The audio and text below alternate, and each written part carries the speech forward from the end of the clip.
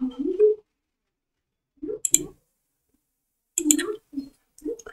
Guys, welcome back to Finder academy.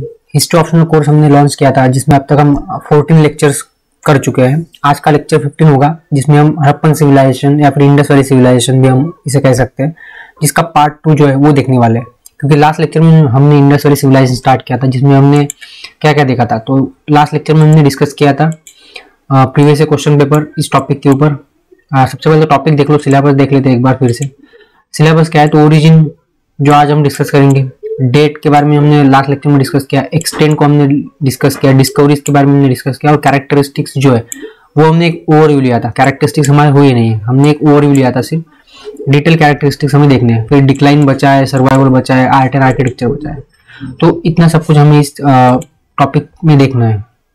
Topic 3 है आपके syllabus का। तो इंट्रोडक्शन हम देख चुके, डिस्कवरी देख चुके और कैरेक्टरिस्टिक्स का ओवरव्यू हम ले चुके हैं। तो आज हम क्या देखेंगे, सिर्फ और सिर्फ आज हम देखेंगे origin of Indus Valley civilisation. अभी ऐसा क्यों? क्योंकि जो मैं तो ऐसा टाउन प्लानिंग वगैरह कवर करने वाला था, लेकिन वक्त ही नहीं मिला स्लाइड बनाने के लिए। तो इसलिए आज सिर्फ हम ओरिजिन ऑफ सिविलाइजेशन जो है ना उसको देखेंगे। और वैसे भी काफी कॉम्प्लिकेटेड और इम्पोर्टेंट इशू है ओरिजिन ऑफ सिविलाइजेशन, तो आज हम इसको देखेंगे।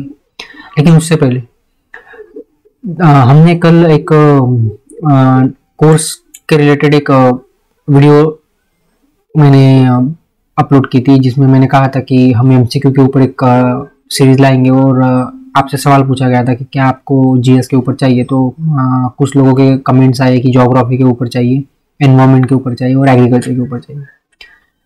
तो देखिए होता क्या है कि एमसीक्यू तो हम कर रहे हैं स्टार्ट, अभी कल से या परसों से हो जाएगा शुरू। ओके, तो अभी जो जीएस का कोर्स है ना उसके लिए वक्त ही नहीं मिलता, जीएस के कोर्स के लिए। लेकिन फिर भी मैं जीएस का कोर्स लॉन्च करने की कोशिश करूंगा। इसमें क्या करेंगे, इसमें अभी एग्रीकल्चर जो है ना इम्पोर्टेंट है, एग्रीकल्चर भी इम्पोर्टेंट है। लेकिन एग्रीकल्चर इतना वास्ट सिलेबस नहीं है, मतलब हम उसको 2 से 3 लेक्चर में स्टैटिक या फिर ज़्यादा से ज़्यादा 5 लेक्चर आएंगे स्टैटिक के ऊपर, एग्रीकल्चर के, वो हो जाएंगे basically 4 to 5 lectures on static.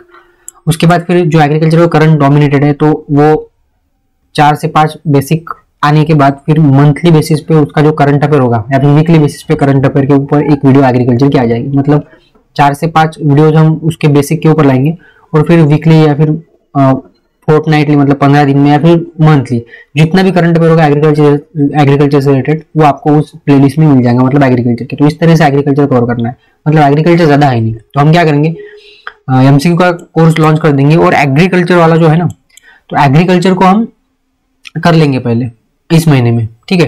तो क्या हो जाएगा, एग्रीकल्चर हमारा हो जाएगा, फिर तो बस उसमें करंट ही हमें ऐड करना है। फिर बचता है हमारे पास ज्योग्राफी, इकोनॉमी। तो फिर हम इनको आराम से स्टार्ट कर सकते हैं। हम शुरुआत करेंगे ज्योग्राफी से और ज्योग्राफी खत्म करेंगे, उसके बाद फिर इकोनॉमिक्स भी देख लेंगे, एनवायरमेंट भी देख लेंगे, ओके। और फिर बाद में जो पॉलिटी वगैरह बचता है कि हम पूरा जीएस कवर करेंगे। लेकिन इंपॉर्टेंट जो है ना पहले सबसे पहले जैसे ज्योग्राफी है, एनवायरमेंट है, फिर इकोनॉमिक्स है, लेकिन उससे पहले एग्रीकल्चर को देख लेंगे, ठीक है। 4 से 5 लेक्चर्स आएंगे, ज्यादा नहीं आएंगे, और मंथली या फिर फोर्टनाइटली बेसिस पे या फिर वीकली बेसिस पे फिर करंट ऐड होता रहेगा। तो ठीक है, जो कोर्स रिलेटेड जो इन्फॉर्मेशन मुझे देनी थी वो दे चुका हूँ। एमसीक्यू सीरीज आ जाएंगी, बस आपको क्या करना है, वीडियोस को देखना है, शेयर करना है, लाइक करना है। तो चलिए फिर आज का लेक्चर स्टार्ट करते हैं जो कि है हमारे ओरिजिन से रिलेटेड।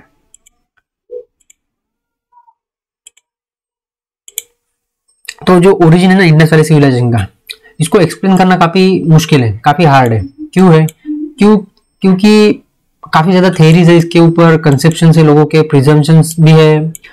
तो होता यह है कि जब कोई भी सिविलाइजेशन का जन्म होता है तो वो सिविलाइजेशन से मतलब वो जो सिविलाइजेशन है ना उसके पहले भी कुछ लोग होते हैं जो उस एरिया में रहते हैं, उसके बाद भी कुछ लोग होते हैं उस एरिया में रहते हैं। और अगर उस सिविलाइजेशन के बारे में हमारे पास क्लियर कट एविडेंसेस है, जैसे कि रिटर्न सोर्सेज है, स्क्रिप्ट है, जैसे कि इंडस वैली सिविलाइजेशन की स्क्रिप्ट हमारे पास है, लेकिन हम उसको अभी तक डिसिफर नहीं कर पाए। अभी डिसिफर नहीं कर पाए इसीलिए सारा ये जो इशू है ना, डिबेट जो है ना ये चल रही है। क्योंकि अगर इसको इनकी स्क्रिप्ट को अगर हम समझ लेते तो शायद ओरिजिन और आसान हो जाए हमें समझना। तो अभी जो बर्थ ऑफ सिविलाइजेशन है ये अभी भी एक ऑब्सक्योर मतलब कि अनक्लियर है। क्यों? क्योंकि हम उनकी स्क्रिप्ट को रीड नहीं कर पाए और एक्सकवेशन अभी भी चल ही रहा है। तो क्या है कि देखो सिविलाइजेशन का जो ओरिजिन हुआ है ना इसके रिगार्डिंग जो 3 थ्योरीज दी जाती है, लेकिन उससे पहले हम थोड़ा कुछ जान लेते हैं इंट्रोडक्शन में इस ओरिजिन ऑफ सिविलाइजेशन के, कि जैसे जैसे जो टेक्नोलॉजी जो है वो आगे बढ़ी और फर्टाइल जो प्लेन्स है उनको उन्होंने एक्सप्लॉइट करना स्टार्ट कर दिया, तो जो उनका ग्रेन प्रोडक्शन है ना वो काफी बढ़ गया, सरप्लस प्रोडक्शन हुआ। और सरप्लस जब प्रोडक्शन होता है तो पॉपुलेशन भी बढ़ती है, कम्युनिटी लाइफ इवॉल्व होती है, और साइट्स और सेटलमेंट जो है बढ़ती है, और विलेज लाइफ इवॉल्व होती है। अभी एग्रीकल्चर सरप्लस जब होता है तो उसके बेनिफिट्स क्या है ये मैं आपको पिछले कुछ लेक्चर में बता चुका हूँ। जैसे कि हमारा न्यूलिथिक एज है, न्यूलिथिक एज में हमने डिटेल में डिस्कस किया था कि जब एग्रीकल्चर प्रोडक्शन जो होता है और वो सरप्लस होता है तो उसके क्या बेनिफिट्स है, और कैसे भी सेकेंडरी और टर्शियरी एक्टिविटीज जो है उसमें लोग इन्वॉल्व हो जाती है। तो वो क्या रहा था कि ये जो प्रोसेस है ना ये कोई मतलब अचानक हुआ नहीं है ओरिजिन, ये एक कल्चरल एक इवोल्यूशन हुआ है, उसको हम आगे देखेंगे अभी। लेकिन हुआ क्या है कि देखो अभी चले रहा था कि पॉपुलेशन बढ़ रही थी, प्रोडक्शन बढ़ रहा था, और साथ ही साथ उनकी जो मतलब जो नेबरिंग कम्युनिटीज वगैरह थी, जो फॉरेन कम्युनिटीज थी, जैसे कि अभी मेसोपोटामियन सिविलाइजेशन जिसे समरियन सिविलाइजेशन में कहा जाता है, तो उनके साथ भी उनका कांटेक्ट था, ट्रेडिंग वगैरह होती थी। तो ये भी एक रीजन हो सकता है ओरिजिन से रिगार्डिंग। तो जो लार्जर सरप्लसेस हो रहे थे, मतलब एग्रीकल्चर में प्रोडक्शन ज्यादा हो रहा था, सरप्लस हो रहा था, तो फिर जो नॉन एग्रीकल्चर जो नॉन फार्मिंग कम्युनिटीज है, जैसे कि प्रीस्ट हो गया, क्राफ्ट्समैन हो गया, पॉटर हो गया, मेटलर्जिस्ट, तो ये भी उनके सोसाइटी में आराम से इन्वॉल्व हो गए।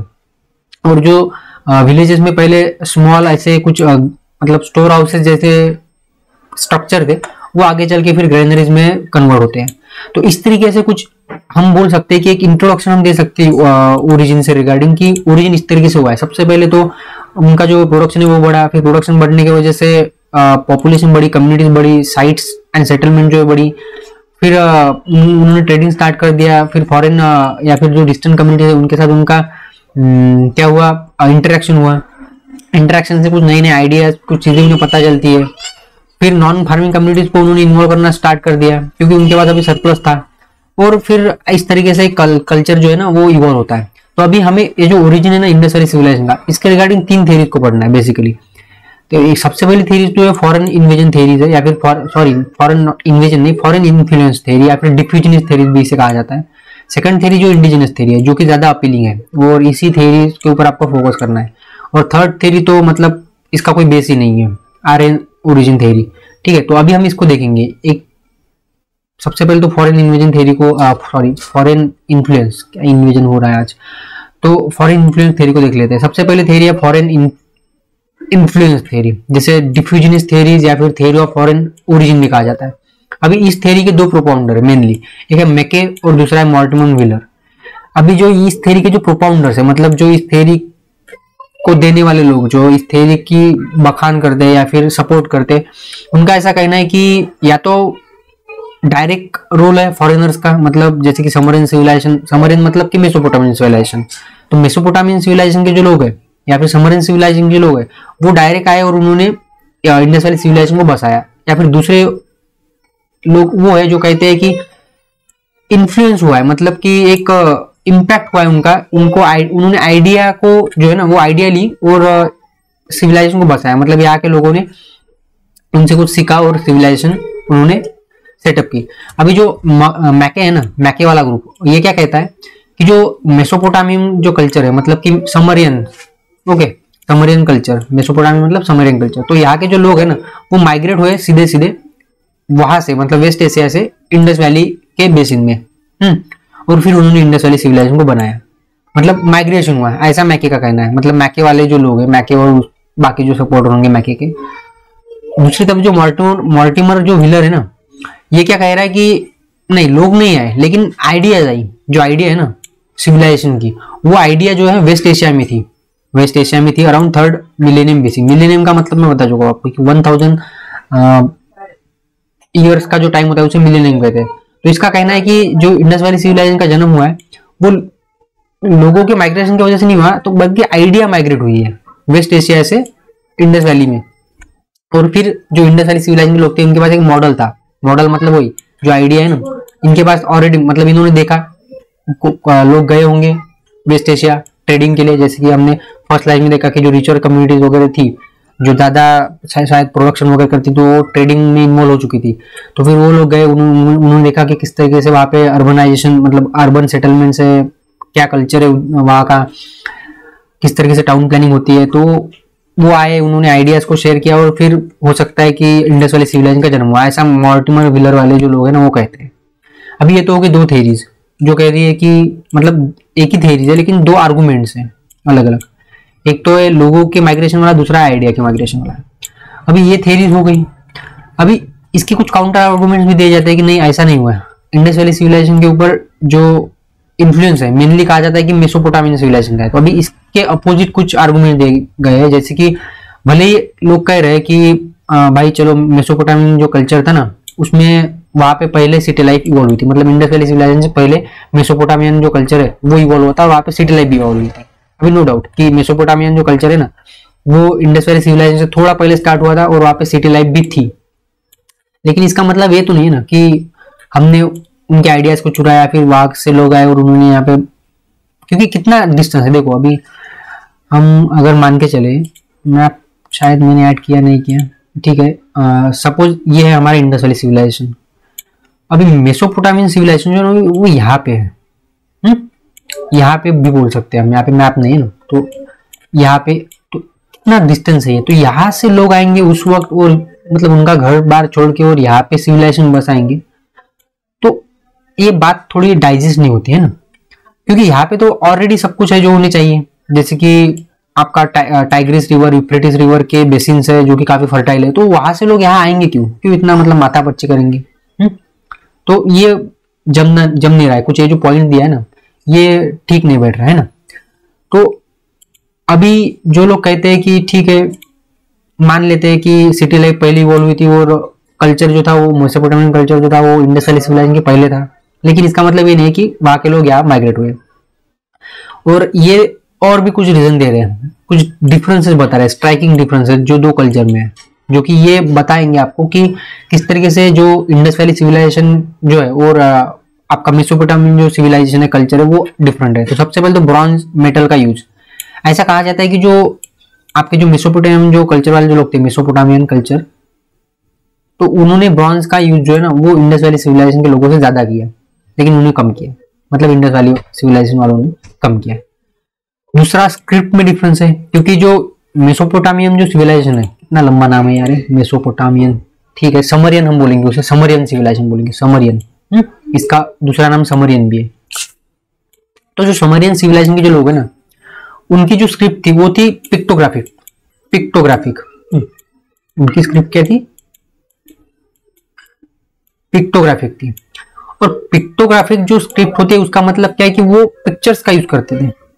और जो हमारी जो स्क्रिप्ट थी मतलब इंडस वैली सिविलाइजेशन के लोगों की वो थी लोगोग्राफिक, क्योंकि अभी रिसेंट डिस्कवरीज हुई है। पहले ऐसा माना जाता था कि दोनों की स्क्रिप्ट सेम ही है पिक्टोग्राफिक, लेकिन अभी ऐसा नहीं माना जाता। अभी रिसेंट डिस्कवरीज हुई है 2-3 साल पहले, कुछ करंट अफेयर में न्यूज आई थी, तो अभी लोगोग्राफिक स्क्रिप्ट है इंडस वैली सिविलाइजेशन, मतलब वर्ड साइंस उन्होंने यूज किया, तो स्क्रिप्ट भी डिफरेंस है। तो अगर वहां के लोग यहाँ पे आते तो वो थोड़ी ना अलग से कोई स्क्रिप्ट डेवलप करते, तो उनकी स्क्रिप्ट होती। तो ये यहाँ पे एक हमें और पॉइंट मिल जाता है। एक और पॉइंट है कि जो सेटलमेंट पैटर्न है इंडस वैली सिविलाइजेशन का और मेसोपोटामियन सिविलाइजेशन का वो अलग है। जैसे कि इंडस वैली सिविलाइजेशन आपको पता है कितनी प्लान्ड है, वो हम आगे देखेंगे। अभी अगर आपको नहीं पता है तो मैं अभी बता देता हूँ कि इंडस वैली सिविलाइजेशन जो है ना, यहाँ की जो सिटीज थी, यहाँ के जो मतलब जो कुछ भी था ये काफी प्लान था। और आपका जो मेसोपोटामियन जो कल्चर है वो हाफ हजार्ड मैनर में आपको वहाँ पे प्लानिंग दिखेगी, मतलब कोई प्लानिंग ही नहीं है मेसोपोटामियन सिटीज की। लेकिन इंडस वैली सिविलाइजेशन की जो सिटीज है ना वो काफी प्लान्ड है। तो ये सबसे बड़ा डिफरेंस। अगर वो लोग अगर इतने समझदार होते, अगर वो लोग अगर यहाँ पे आके सिविलाइजेशन अगर इस्टेब्लिश करते तो फिर वो भी उनका जो कल्चर था वो वैसा का वैसा लाते ना। तो वो वहाँ पे सपोज कि हाफ हजार्ड मैनर में है और यहाँ पे मतलब बिल्कुल प्लानिंग वगैरह करके बनाएंगे, तो ऐसा तो मतलब ठीक नहीं लग रहा है ना। तो फोर्थ पॉइंट, थर्ड तो ये हो गया। फोर्थ पॉइंट है कि हड़प्पन जो थे ना वो ज्यादा से ज्यादा उन्होंने बर्न्ड ब्रिक्स का यूज किया। स्टोन बिल्डिंग्स आपको नहीं देखने को मिलेगी हड़प्पन सिविलाइजेशन में, मैंने बताया था लास्ट लेक्चर में। तो बर्न्ड ब्रिक्स का यूज उन्होंने ज्यादा किया हड़प्पन ने रादर देन समरियन सिविलाइजेशन। और हड़प्पन जो हाउसेस थे ना वो स्क्वायर और रेक्टेंगुलर आपको देखने को मिलेगी, लेकिन जो समरियन सिविलाइजेशन है ना इनके हाउसेस जो है ना सॉरी पिलर्स, हाउस में जो पिलर्स यूज किए वो आपको मिलेंगे सर्कुलर। देखो समझो, यहाँ पे कंफ्यूज होने की कोई बात नहीं है। जो समरियन सिविलाइजेशन जो है, यहाँ की जो हाउसेस है, वहां के जो पिलर्स है वो है सर्कुलर समरियन, और जो हड़प्पन है ना, इनके घर के जो पिलर्स है वो है स्क्वायर एंड रेक्टेंगुलर। तो ये डिफरेंस है, और इसीलिए इस थ्योरी को जो है वो नकारा जाता है। डिफ्यूजनिस्ट थ्योरी जो है वो पूरी तरीके से सही नहीं है, ऐसा मान सकते हैं। हाँ, हो सकता है थोड़ा इन्फ्लुएंस हो, और होता भी है। मतलब कॉन्टेक्ट जब होता है ना, ट्रेडिंग कॉन्टेक्ट, क्योंकि सरप्लस प्रोडक्शन स्टार्ट हुआ था, जैसे कि हमने अभी डिस्कस किया था लास्ट स्लाइड में, कि जब सरप्लस हुआ तो जो कुछ रिचर्स जो सेक्शंस थी ना, सेक्शन सोसाइटी के, उन्होंने डिस्टेंस कम्युनिटीज का ट्रेड करना शुरू कर दिया। तो ट्रेडिंग कॉन्टेक्ट हुआ तो कुछ इन्फ्लुएंस तो होगा, लेकिन इतना भी नहीं होगा कि पूरी सिविलाइजेशन ही उनसे इन्फ्लुएंस हो जाए, है ना। तो ये थोड़ा मतलब डाइजेस्ट नहीं होता हमें। तो आपको ऐसे आर्गुमेंट जो देने होगी यहाँ पे इस थ्योरी के अगेंस्ट। बिल्कुल ही नकारना नहीं है हमें, बिल्कुल हमें एक मिडल पाथ बैलेंस आंसर हमें देना है। तो फिर नेक्स्ट देख लेते हैं आयरन इन्वेजन थ्योरी। तो ये तो मतलब आयरन ओरिजिन थ्योरी, तो ये तो मतलब कोई मतलब किसी भी रीजन से सही बैठती नहीं है। क्यों? क्योंकि ऋग्वेदा में साफ साफ कहा गया है कि नॉन आर्यन लोग थे जो फैलस की पूजा करते थे। फैलस मतलब कि आपके क्या होता है, ठीक है, आप कमेंट बॉक्स में भी बता दो फैलस मतलब क्या होता है। तो फैलस की पूजा करते थे। फैलस मतलब होता है आपके पीनस। फैलस क्या होता है? पीनस एंड विजिना, ये होता है आपका फैलस। तो फैलस की पूजा करते थे कौन? ऐसे लोग, मतलब ऋग्वेदा के अकॉर्डिंग नॉन आर्यन लोग, कुछ नॉन आर्यन। तो नॉन आर्यन उस वक्त कौन थे इस एरिया में? वो इंडस वैली सिविलाइजेशन के लोग थे। तो ऋग्वेदा खुद कह रहा है कि जो आपका जो इंडस वैली सिविलाइजेशन के जो लोग हैं वो डिफरेंट है। तो फिर ये थ्योरी सही बैठती नहीं है। लेकिन फिर भी कुछ एग्जाम्पल आपको देखने को, कुछ सिमिलरिटी देखने को मिले, जैसे कि गॉड शिवा जो है ना वैदिक कल्चर के, इनकी जैसी एक फिगर मिली है, प्रोटो शिवा, योगिक फिगर। आपने मतलब आपने देखा होगा, अगर आपने पढ़ा है तो आपको यहाँ पे एक योगिक फिगर मिल रही है एक्सकवेशन के दौरान, जिसके अराउंड 3 से 4 आपको एनिमल्स मिल रहे हैं, लेकिन उसमें बुल नहीं है। और अगर वो गॉड शिवा होते हैं तो फिर बुल तो होता है ना, वो तो मतलब वाहन है इनका, है, हमें पता है। तो ये तो थ्योरी कुछ मतलब काम की है ही नहीं। और वैसे भी कुछ सैक्रेड एनिमल है वैदिक पीपल के, जैसे कि काऊ हो गया, तो ये तो इन्हें पता ही नहीं थे हड़प्पन को, मैं बता चुका लास्ट लेक्चर में। तो ये थ्योरी सही नहीं है, फिर मैंने बता दिया, क्योंकि कुछ लोग बोलते हैं कि थ्योरी है। एक और थ्योरी है Dravidian theory, Dravidian origin theory, ये भी कुछ सही नहीं है, इसलिए मैंने बताया नहीं, क्योंकि फालतू में टाइम वेस्ट क्यों करना है। द्रविडियन ओरिजिन थ्योरी है, ये भी सही नहीं है। एक हिस्टोरियन है अभिजीत नाम से कोई, तो उन्होंने बताई थी, लेकिन थ्योरी नहीं है। मुझे सही नहीं लगा है थ्योरी के बारे में कुछ बताना, तो टाइम वेस्ट करना ही नहीं है हमें ना, टाइम वैसे भी आई नहीं हमारे पास। तो थर्ड जो है ना, थ्योरी ऑफ इंडिजिनस ओरिजिन है, ये काफी इंपॉर्टेंट है, इसको हम डिटेल में देखेंगे। अभी देखो, जो इंडस वैली सिविलाइजेशन है ना, इसके बारे में अभी भी रिसर्च चल रहा है। ऐसा नहीं है कि रिसर्च मतलब कुछ सब कुछ हो गया और बस अभी मान लिया हमने कि इंडिजिनस ओरिजिन है, लेकिन ज्यादातर जो अभी रिसर्च सामने आ रहा है उस बेसिस पे हम बोल सकते हैं कि ये जो थ्योरी है इंडिजिनस ओरिजिन, ये ज्यादा अपीलिंग है। और जो हिस्टोरियंस है इनको भी आजकल यही थ्योरी ज्यादा अपीलिंग लग रही है, इंडिजिनस ओरिजिन की थ्योरी, मतलब देसी है। हमारा जो इंडस वैली सिविलाइजेशन है ना, वो यही के यहाँ के लोगों ने बनाया है, यही का कल्चर है, ऐसा इन लोगों का मानना है। और इवन जो जिन्होंने इस सिविलाइजेशन को डिस्कवर किया था, जॉन मार्शल, वो भी कह चुके हैं कि इंडस वैली सिविलाइजेशन जो है ना, उनकी मतलब Indus Valley civilisation has a long history in Indian soil itself, इनका भी यही कहना है। तो इसके लिए मतलब थ्योरी ऑफ जो इंडिजिनस ओरिजिन है, इसके लिए हमें काफी ज्यादा एविडेंस जो है मिल रहे हैं। अभी जैसे कि हमें पता है कि कोई भी कल्चर जो होता है, अभी हम एक्सप्लेन करेंगे किस तरीके से जो थ्योरी ऑफ इंडिजिनस ओरिजिन है वो मतलब सही है। देखो अभी मैं जैसे बता चुका हूं आपको कि कोई भी जो कल्चर होता है, कोई भी सिविलाइजेशन होती है, वो ना तो इमर्ज हो सकती है और ना सस्टेन कर सकते हैं without having surplus agriculture production. अभी ये तो आपको मानना पड़ेगा कि सरप्लस एग्रीकल्चर प्रोडक्शन होगा तभी कोई सिविलाइजेशन जो है वो बनती भी है और टिकती भी है।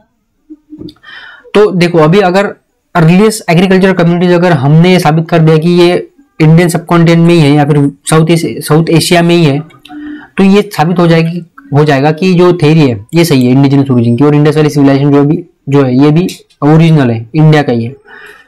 तो देखो अभी मेहरगढ़ एक साइट है, मेहरगढ़ साइट, वहां से हमें एविडेंसेस मिले अराउंड 8 to 9 मिलियन BC के, मतलब 8 से 9,000 साल पहले के एविडेंसेस हमें मिल रहे हैं, जहां पे आपको कुछ ऐसी चीजें मिल रही है जो हम अगले वाले स्लाइड में देखने वाले हैं, जो कि ये प्रूव करती है कि ये जो इंडिजिनस ओरिजिन वाली थ्योरी है ये सही है। अभी देखो सबसे पहले तो आपको ये पता होना चाहिए कि मेहरगढ़ साइट्स कहाँ पे है। तो मेहरगढ़ साइट जो है ना, ये है बलूचिस्तान एरिया में, आपके पाकिस्तान में प्रेजेंट में। और यहाँ पे जो एविडेंसेस मिल रहे हैं वो सफिशिएंट है to prove that the underlying process of evolution of civilisation started itself in Indian subcontinent around 8 to 9 million BC। मतलब यहाँ पे जो एविडेंसेस मिल रहे हैं वो ये प्रूव करते हैं कि जो सिविलाइजेशन है ये अचानक से तो नहीं हुआ, लेकिन ये एक प्रोसेस थी जो कि स्टार्ट हो चुकी थी 8 to 9 मिलियन BC में, मतलब 8 से 9,000 साल पहले। अभी ये कौन से एविडेंसेस है ये हमें देखना है। सबसे पहले तो यहाँ के जो लोग थे ना वो सीजनल कैंप्स में रहते थे, ऐसा हमें पता चल रहा है थ्रू एविडेंसेस। कहाँ के लोग? मेहरगढ़ के लोग। कब? तो मतलब 8 to 9 में तो वहां पे एग्रीकल्चर स्टार्ट हो चुका था, और 5th मिलेनियम आते आते वहां पे लोग कैंप में रहना, मतलब उन्होंने कैंप में रहते थे और फिर उन्होंने विलेजेस जो है ना विलेजेस सेटल कर ली।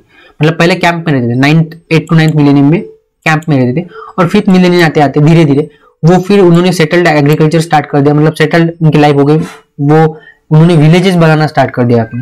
मतलब जैसे कम्युनिटी लाइफ इवॉल्व होगी, पॉपुलेशन बढ़ गई, तो विलेजेस तो अपने आप इवॉल्व होते हैं। और यहाँ के जो लोग हैं ना उन्होंने फिर वीट, बार्ले, कॉटन, डेट्स इनका प्रोडक्शन स्टार्ट कर दिया, डोमेस्टिकेशन उन्होंने स्टार्ट कर दिया शिप्स का, गोट्स का और कैटल्स का। तो ये सफिशिएंट है टू प्रूव दैट कि मेहरगढ़ जो है सबसे पहले साइट है जहां से आपको एग्रीकल्चर के एविडेंसेस मिल रहे हैं। तो मेहरगढ़ जो है ना वो कहाँ पे लोकेटेड है? वो है एलुवियल प्लेन्स में इंडस के, जो ज्वाइन होती है हिली plateau of Indo Iranian border. तो इतने इंपॉर्टेंट जंक्शन पे आपका मेहरगढ़ साइट लोकेटेड है। तो वहां के लोगों ने उस फर्टाइल एलुवियल प्लेन्स का अच्छे से फायदा उठाया। और ये जो लोग थे ना ये 3 से 4 रूम्स में बने हुए घर में रहते थे ज्यादातर, आपको देखने को मिलेंगे। अभी 3rd मिलेनियम BC आते आते ये जो लोग थे यहीं पे, मतलब मेहरगढ़ की बात कर रहे हैं हम अभी, तो मेहरगढ़ के जो लोग हैं ना वो स्मॉल से लार्ज विलेजेस में उन्होंने रहना स्टार्ट कर दिया। और ये जो विलेजेस है ना वो बढ़ भी गए आते आते। कब? 3rd मिलेनियम BC आते आते ये जो विलेजेस है इनकी संख्या जो है वो बढ़ गई। कहाँ पे? तो बलूचिस्तान में, इंडस में, अफगानिस्तान में, और कुछ साइट्स भी दी है जैसे किलीगुल मोहम्मद है बलूचिस्तान में, मुंडीगाका है अफगानिस्तान में, जलीलपुर है हरप्पा में, और मतलब हरप्पा जो आपका इंडस फ्लड में आता है, रावी के लेफ्ट बैंक में आता है हरप्पा। तो इससे ये प्रूव हो जाता है कि मेहरगढ़ एक ऐसी साइट है जहाँ पे एग्रीकल्चर जो है वो स्टार्ट हो चुका था around 8 to 9 million year ago. Okay, मतलब 9,000 साल पहले वहां पे एग्रीकल्चर स्टार्ट हो रहा है, मतलब कि एक प्रोसेस स्टार्ट हो चुकी थी और वो इंडिया में ही है। तो बाहर और धीरे धीरे जब एग्रीकल्चर का प्रोडक्शन बढ़ता है, कम्युनिटी लाइफ मतलब पॉपुलेशन बढ़ती है, कम्युनिटी लाइफ इवॉल्व होती है। कम्युनिटी लाइफ इवॉल्व होगी तो फिर सरप्लस प्रोडक्शन होगा, ट्रेडिंग में लोग इन्वॉल्व होंगे, सेकेंडरी एक्टिविटी में लोग इन्वॉल्व होंगे, जो साइट्स है, जो सेटलमेंट्स है वो बढ़ेंगी। तो इससे क्या होता है, आपका एक तरीके से कल्चर ही डेवलप हो रहा है ना। तो एक बार जब इन एग्रीकल्चरलिस्ट जो थे ना उन्होंने उन फ्लड प्लेन को एक्सप्लॉइट करना सीख लिया, तो फिर साइज और नंबर ऑफ विलेजेस दोनों बढ़े, सडन बढ़े बिल्कुल। 3rd मिलेनियम आते आते अचानक से एक्सपांशन हुआ, और उन्होंने माइंस का भी इस्तेमाल करना सीख लिया उन एरियाज में जो थी वो। और जैसे जैसे टेक्नोलॉजी बढ़ी, सरप्लस प्रोड्यूस बढ़ा, तो उन्होंने जो नॉन फार्मिंग कम्युनिटीज जो थी ना उनको भी अपने अंदर संभाल लिया। मैं जैसे कि पहले बता चुका हूँ। तो कुछ सिमिलरिटीज मिल रही है हमें अर्ली और मैच्योर हड़प्पन फेज की, जिससे कि हमें ये मतलब हमें पता चल रहा है कि इंडस वैली सिविलाइजेशन जो इसके रूट्स जो है ना वो इंडस में ही है, इंडस सॉइल में ही है, इंडिया के सॉइल में ही है। क्योंकि ये जो है ना वो अर्ली हड़प्पन फेज है, मतलब अर्ली हड़प्पन सेटलमेंट्स है, अर्ली हड़प्पन से पहले। और हड़प्पन सिविलाइजेशन में जो है ना उनमें और इनमें काफी सिमिलरिटीज है। तो हमें ये पता चल रहा है, हमें बोल सकते हैं कि ठीक है फिर दोनों में सिमिलरिटीज है, तो फिर इन्होंने ही मिलके क्या किया, सेटलमेंट जो है या फिर सिविलाइजेशन जो है इसे स्टैब्लिश किया। कुछ अदर एविडेंसेस हमारे पास है, जैसे कि पॉटरी का एनालिसिस करने के बाद प्री हड़प्पन फेजेस के और मैच्योर हड़प्पन फेजेस दोनों, मतलब दोनों के पॉटरी का एनालिसिस किया और उनमें सिमिलरिटीज मिली किसे, अमलानंदन घोष को। तो इससे भी साबित होता है कि उनमें सिमिलरिटीज थी और उनमें इंटरेक्शन था और वो वही लोग थे जिन्होंने सिविलाइजेशन को डेवलप किया। ये कॉम्प्रिहेंसिव एनालिसिस किया है किसने? EMR मुगल ने। Patterns of the settlement patterns का, क्राफ्टमैनशिप का, पॉटरी का और रॉ मटेरियल का, किनके? तो pre and mature Harappan phases के, मतलब दोनों के लोग, दोनों लोगों का। तो इससे भी ये प्रूव हो रहा है। उसके बाद चालकोलिथिक कल्चर जो हमने डिस्कस किया था, मैंने बोला था आपको चालकोलिथिक कल्चर जो एक स्टेज सेट करता है इंडस वैली सिविलाइजेशन के लिए। तो ये फिर से आप पॉइंट ऐड कर सकते हो। और रिसेंट डिस्कवरी तो ये साबित हो जाता है, जैसे राकेश तिवारी एक हिस्टोरियन है, उन्होंने एक रिसेंट डिस्कवरी में देखा है कि मतलब साइट जो है लहुर देवा, इसको एक्सप्लोर किया और यहाँ से हमें पता चल रहा है कि एग्रीकल्चर यहाँ पे स्टार्ट हो चुका था 9th मिलेनियम बी से। तो फिर अभी हमें जरूरत ही नहीं है और कुछ बताने की कि इंडस वैली सिविलाइजेशन जो है ना वो इंडिया का ही है, क्योंकि 9th मिलेनियम बी से 9000 साल पहले अगर लहुर देवा जैसे साइट में अगर एग्रीकल्चर कम्युनिटीज थी, इसका मतलब क्या है? तो एग्रीकल्चर से ही तो बाकी कल्चर डेवलप होता है ना, क्योंकि without agriculture surplus agriculture production कोई सिविलाइजेशन जो सस्टेन नहीं कर सकती। और मैंने न्यूलिथिक फेज में आपको ये डिटेल में एक्सप्लेन करके बताया था, आप चाहो तो वो लेक्चर देख सकते हो न्यूलिथिक फेज के। तो कंक्लूजन में हम क्या बोल सकते हैं कि जो बर्थ ऑफ सिविलाइजेशन जो है ना वो इंडिजिनस प्रोटो हड़प्पन कल्चर में ही आपको देखने को मिलेगी। इंडस वैली सिविलाइजेशन जो है वो एक लॉन्ग सीरीज है of cultural evolution which emerge out of farming communities of north west region of Indian subcontinent through दो दे वर रूरल, मतलब इनिशियल रूरल थे लेकिन बाद में वो अर्बन हो गए। क्यों? क्योंकि एग्रीकल्चर का प्रोडक्शन हुआ, सरप्लस प्रोडक्शन हुआ तो पॉपुलेशन बढ़ी तो कम्युनिटी लाइफ इवॉल्व हुई, साइट्स एंड सेटलमेंट्स बढ़ी, विलेज लाइफ इवॉल्व हुई, ट्रेडिंग उन्होंने स्टार्ट कर दी, फॉरेन लोगों के साथ उन्होंने कांटेक्ट किया, आइडियाज का आदान प्रदान, डिफ्यूजन हुआ। और फिर कल्चर इवॉल्व होने में वक्त कितना लगता है? फिर सेकेंडरी टर्शियरी एक्टिविटी जैसे इवॉल्व हो जाती है तो अर्बन फेज जो है वो स्टार्ट हो जाता है, जो कि हम अभी नेक्स्ट लेक्चर में देखने वाले हैं। तो ये था हमारा ओरिजिन के बारे में। तो बस इतना ही था इस लेक्चर में। ओरिजिन के ऊपर हमने डिस्कस, मतलब बस ओरिजिन को हमने इस लेक्चर में डिस्कस किया। तो नेक्स्ट लेक्चर वो हमारा होगा, उसमें हम क्या करेंगे? उसमें हम इसके जो कैरेक्टरिस्टिक्स है जैसे टाउन प्लानिंग हो गया और अदर जो फीचर्स है, इकोनॉमिक लाइफ, सोशल लाइफ, इसको डिस्कस करेंगे। Decline, survival, art and architecture, इसके ऊपर थोड़ा से लेक्चर आएंगे। तो नेक्स्ट लेक्चर होगा हमारा कैरेक्टरिस्टिक जो कि हम डिटेल में करेंगे। अभी तक हमारा ओरिजिन हो गया, डेट हो गया, एक्सटेंट, डिस्कवरीज हो गया, ठीक है, ओरिजिन हो गया। तो 4 टॉपिक्स हमारे हो चुके हैं और प्रीवियस क्वेश्चन पेपर आप देख लो, इसके ऊपर क्या आपके सॉल्व होते हैं नहीं होते। तो ठीक है, फिर मिलते हैं नेक्स्ट लेक्चर में। और हो सकता है कल या परसों आपका जो MCQ सीरीज है वो स्टार्ट हो जाए। ओके, तो थैंक यू फॉर डिस्कशन।